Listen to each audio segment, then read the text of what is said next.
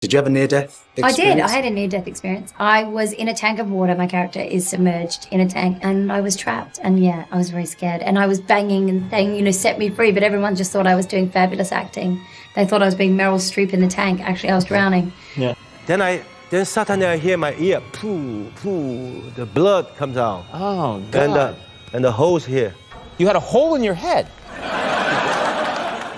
Oh my God! Yes, yes, yes, yes!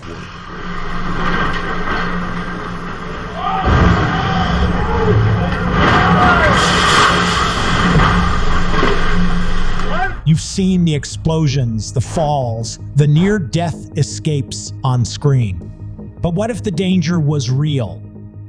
On the set of Rocky IV, Sylvester Stallone told Dolph Lundgren to punch him for real. Dolph said, okay, and hit him so hard, Stallone's heart slammed into his chest. He ended up in the ICU for 9 days with a swollen heart. He woke the sleeping giant and now he's paralyzed. Right hand from Drago sends Rocky back. Moral of the story, never challenge Ivan Drago. Dolph Lundgren put me in the hospital for 4.5 days. Dolph Lundgren, really? It was unbelievable. I mean, really. What did he do? Well, he hit me so hard in the chest that the next thing I know, I was on a low-altitude flight to intensive care at St. John's Hospital, surrounded by 4 nuns. Oh, my God. I thought, oh, this is the end right there. Yeah. Really? From one hard hit to another, wait until you hear what happened to Jackie Chan. On the set of Armor of God, Jackie Chan jumped from a wall to a tree branch. The branch snapped. He fell headfirst onto a rock, cracked his skull, and needed brain surgery. Well, I was doing a Yugoslavia jump from the tree, and the tree break. I was so lucky I know how to fall. If I fall like this, gone. Because I fall like this. Right. Just tiny punch, boom. Then suddenly I hear my ear, poo, poo. The blood comes out. Oh, God. And the hole's here. You had a hole in your head. 2 fingers. 2 fingers? Yeah.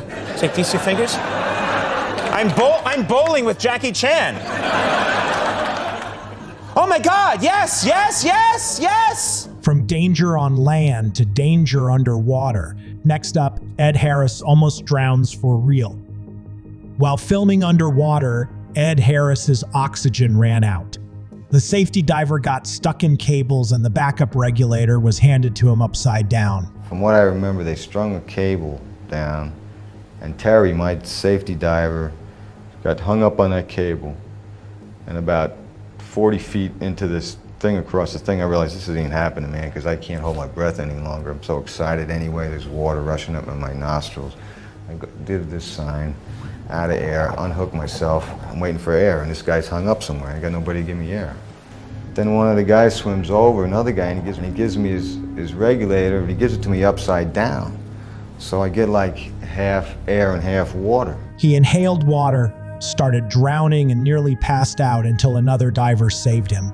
Later, he said that for a brief second he thought he was going to die. Oh, and then I kind of thought maybe I didn't purge the regulator, blew out what air I'd gotten in, took another big breath, got water back in my lungs, and for a split second I really thought I was a goner. And then Al came swimming over, the cameraman, ripped the thing out of whoever the guy was and put his regulator in the right way. But I remember driving home that night, and I just broke down, man. I was just weeping because I really thought I was gonna die for a second.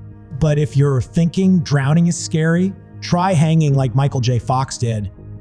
In a scene where Marty McFly is about to be hanged, Michael J. Fox did the stunt himself with a noose.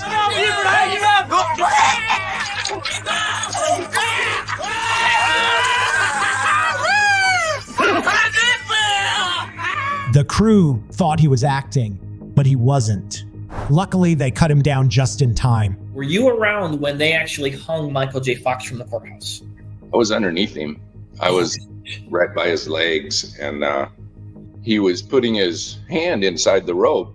Yeah. And when he grabbed inside that rope, I think his knuckles got into his jugglers and cut off the circulation to his brain, so he wasn't getting oxygen. His eyes rolled back in his head, and he said, "Mom." I'm like, oh crap. My brother yelled, "Get him!" And I reached and I grabbed him and lifted him up.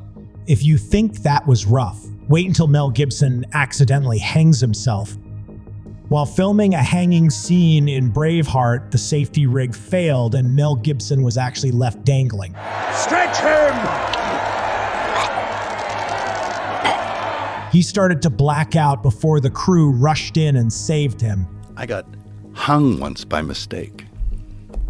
I was on a film set, and I had my neck in a noose, and I was directing the film. So I'm on a ladder, and I'm like, so I'll just be hanging here like this, man. And then the next thing I knew, I was waking up. I was on the floor, you know, and there were all these people standing over looking at me, and I'm saying, "What are you people doing? Get to work!" You know, it was like, and they said, "Well, you hung yourself." I said, "Whoa, you kidding me? It happens in an instant, and you don't know it. It wasn't painful, nothing. I was just gone." Speaking of breathless moments, let's head to ancient Egypt with Brendan Fraser. In a scene where Rick O'Connell is hanged in The Mummy, Brendan Fraser's rope was pulled too tight.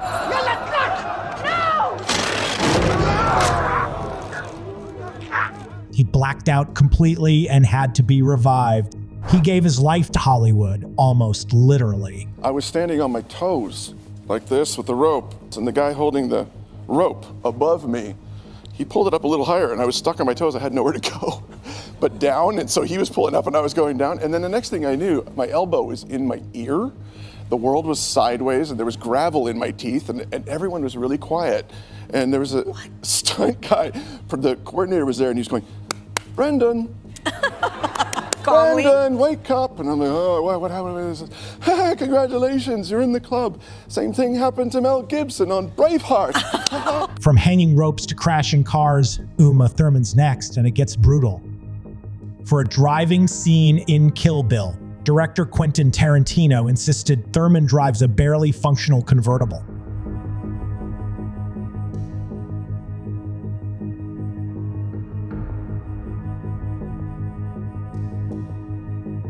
She crashed into a tree at full speed, injuring her neck and knees. She feared that she'd never walk again. And yes, she was very angry. From one Tarantino chokehold to another, let's talk Diane Kruger. In one scene in Inglourious Bastards, Diane Kruger's character is strangled, and Tarantino didn't trust anyone else to make it look real. So he did it himself. Was jetzt, Oberst?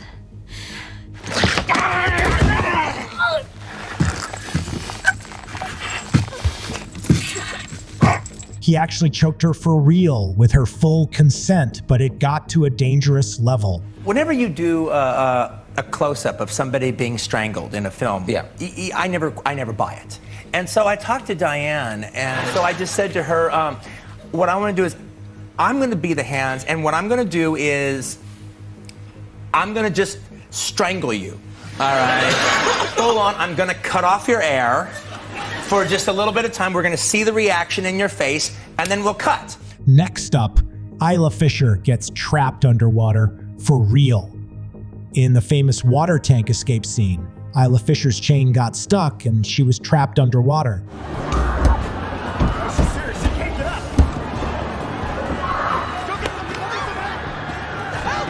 The crew thought she was acting until she was underwater for over 2 minutes. A stunt coordinator jumped in and freed her just in time. Did you have a near-death experience? I did. I had a near-death experience. I was in a tank of water. My character is submerged in a tank. Even though I had a quick-release magnetic, thing on my handcuffs, the chain that went between my ankles and my wrists was not able to be broken, and it got stuck underneath the slat.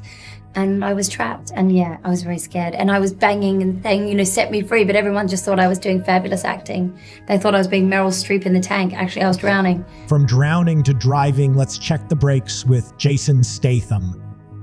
While rehearsing a truck stunt in The Expendables 3, the brakes failed and the 3-ton truck plunged off a dock into the Black Sea.